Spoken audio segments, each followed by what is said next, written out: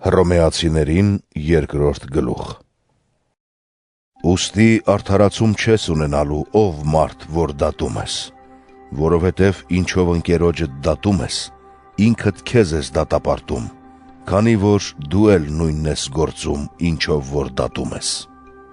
Գիտենք, որ Աստծու դատաստանը ճշմարտությամբ է գործադրվում նրանց վրա, ովքեր այսպիսի բաներ են գործում։ Արդ ով մարդ, որ դատում ես նրանց, ովքեր այդպիսի բաներ են գործում, և դու էլ նույնն ես գործում, կարծում ես խույս ես տալու Աստծու դատաստանից, թե արհամարում ես նրա անսահման բարությունը, ներողամտությունն ու համբերությունը։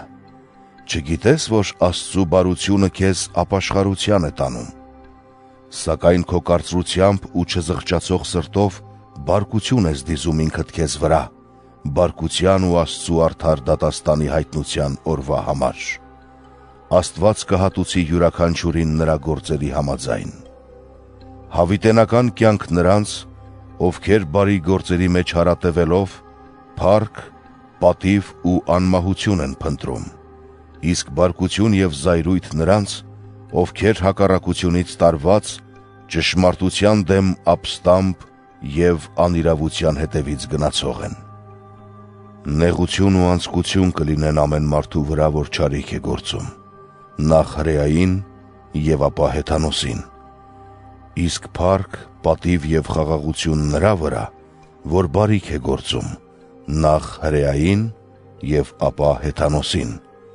որովհետև Աստծու առաջ աչառություն չկա։ Բոլոր նրանք, ովքեր մեղանչեցին առանց Աստծու օրենքի, առանց օրենքի էլ կկորչեն,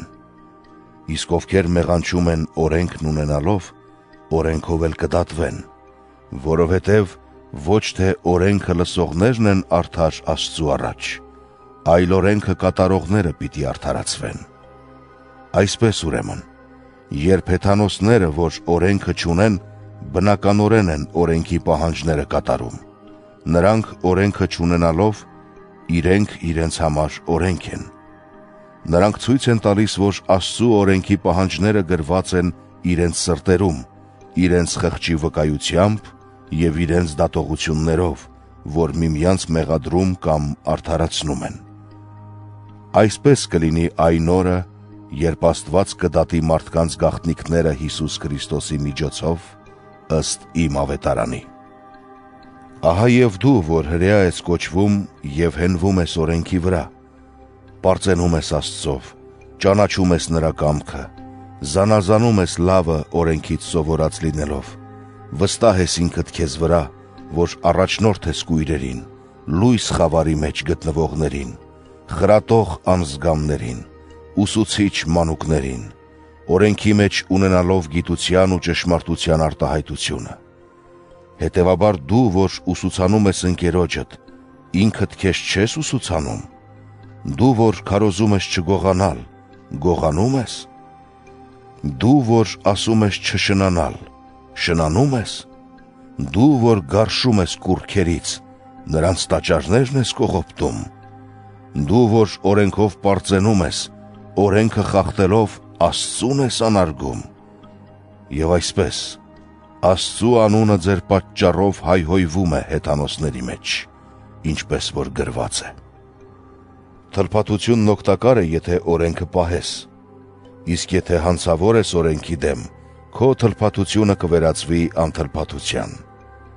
Իսկ եթե անթլփատ մեկը պահի օրենքի կանոնները,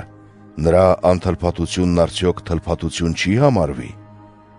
Եվ մարմնով անթլփատը օրենքը գործադրելով կդատի քեզ, որ օրենքի գրով ու թլփատությամբ հանցավոր ես օրենքի դեմ։ Արդարև, հրեան նա չէ, որ արտաքուստ է այդպիսին երևում, և թլփատությունն այն չէ, որ մարմնով է տեսանելի։